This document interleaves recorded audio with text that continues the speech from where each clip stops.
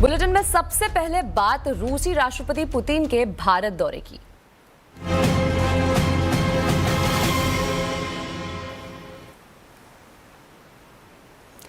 भारत और रूस के बीच कई बड़े अहम समझौते हुए हैं। आज दिल्ली के हैदराबाद हाउस में दोनों नेताओं की मुलाकात हुई। उसके बाद दोनों नेताओं ने 23वें भारत रूस वार्षिक शिखर सम्मेलन में हिस्सा लिया।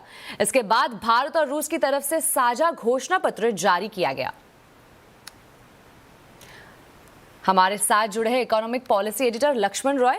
लक्ष्मण जी, क्या अहम समझौते हुए भारत रूस के बीच और पीएम मोदी ने क्या कुछ कहा है?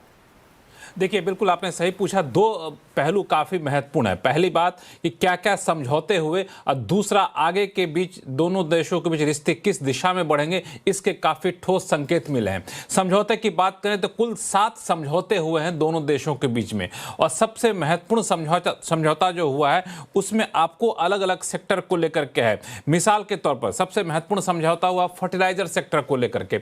दोनों देश मिलकर के फर्टिलाइजर का उत्पादन बढ़ाएंगे।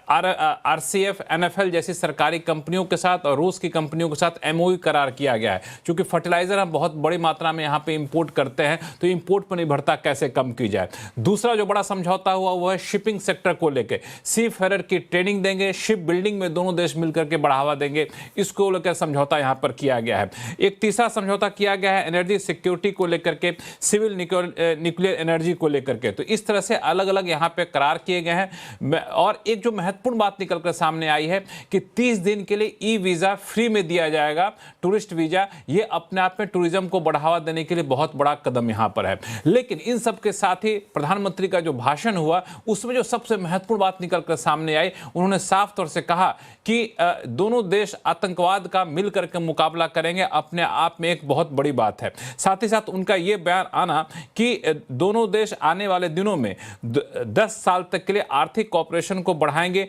नए ऊंचाइयों तक ले जाएंगे, ये अपने आप में बड़ी बात है। तो आगे की रूपरेखा यहां पर तय की गई है और बहुत ही सधे तरीके से प्रधानमंत्री ने कहा कि हम शांति चाहते हैं, शांति के हर प्रयासों का समर्थन करते हैं। तो ये अपने आप में ये भी था कि हम तटस्थ नहीं हैं, हम शांति के समर्थक हैं। ये मुझे लगता है कि ये बड़े बयान जो है आने वाले दिनों में ये दिशा तय करेंगे दोनों देशों के बीच की साझेदारी की नई ऊंचाइयों को लेकर।